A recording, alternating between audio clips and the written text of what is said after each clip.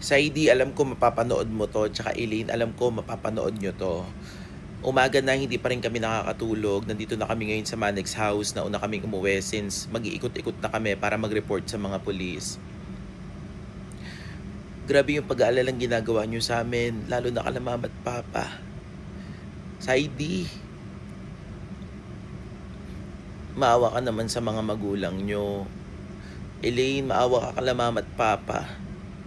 Hindi niyo alam kung ano yung ginagawa niyong dalawa.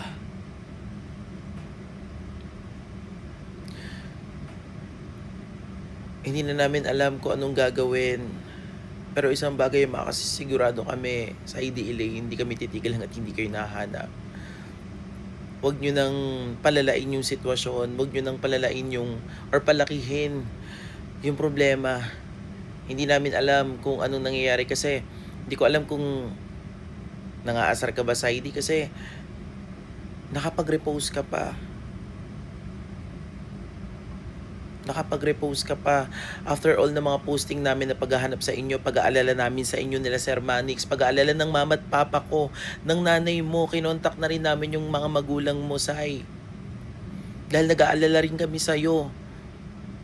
Lalong-lalo na sa kapatid ko kasi babae yun.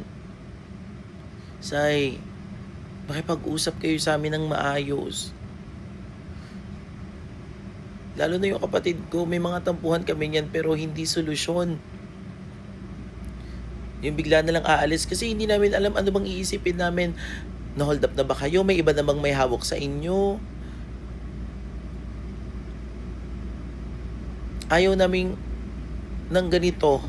Pero wala kaming choice para mahanap kayo. Lahat, ang dami naming messages, hindi kayo nagpaparamdam, ang dami namin tawag, pero makikita namin nag-repost ka sa ID. Hindi kami galit sa'yo sa ID, hindi rin kami galit sa'yo, Elaine.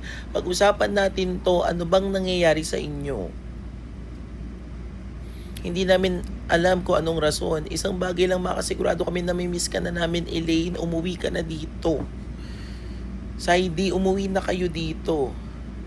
Wag nyo nang palakihin yung mga nangyayari, yung gulo. Wag nyo nang palakihin kung may gulo man. Sa hindi, umuwi na kayo. Pakiusap ko sa inyo. Maawa kayo kala mama at papa. Sa magulang mo. Hindi nyo alam yung ginagawa nyo. Sai, Elaine, uwi na kayo dito. Hindi kami magagalit sa inyo. Pakikinggan namin kayo. Ano bang nangyayari sa inyo? Umuwi na kayo dito sa IDLA. Parang awa nyo na. Si ate nag-aalala. Hindi rin